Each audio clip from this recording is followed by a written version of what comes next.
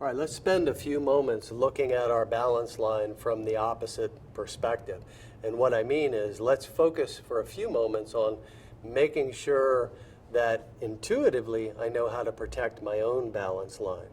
So very basically, my training partner and I are going to move around, and I'm going to look at, okay, if we're fighting here, if I open up, see, I've exposed my balance line to him. Now, unless I'm doing this intentionally to set a trap, not a good idea. So intuitively, I need to know how to protect my own balance line.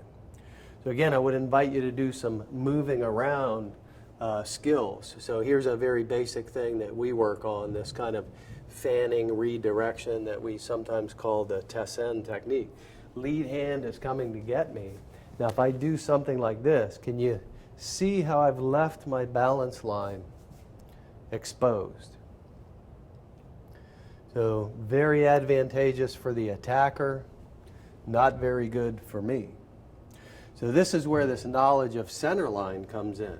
I'm going to do the exact same thing. I'm going to line up on his center line, and you'll see how that naturally puts me in a position where my balance line is pretty well protected.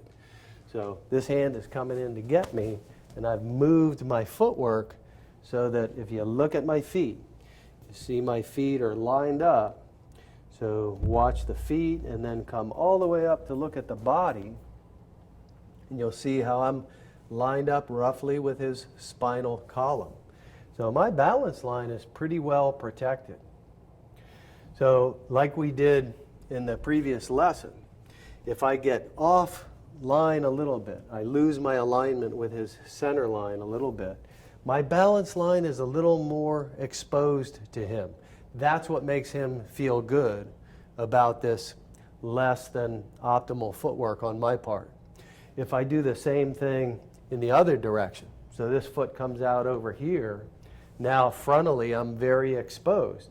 My balance line isn't clearly exposed, however, it's exposed enough that he just likes this a little bit better.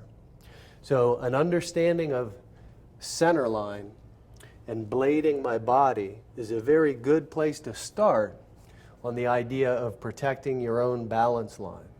So you may have your partner grab or hit and just do a few things and practice setting up where your balance line is protected, and then always want to experience what it feels like to not get it right. So if I just move that foot, you'll both feel right away, this doesn't feel good for me, feels good for what we'll call the bad guy in this scenario. So maybe he's hitting me, and boom, I knock this out of the way. So look at this.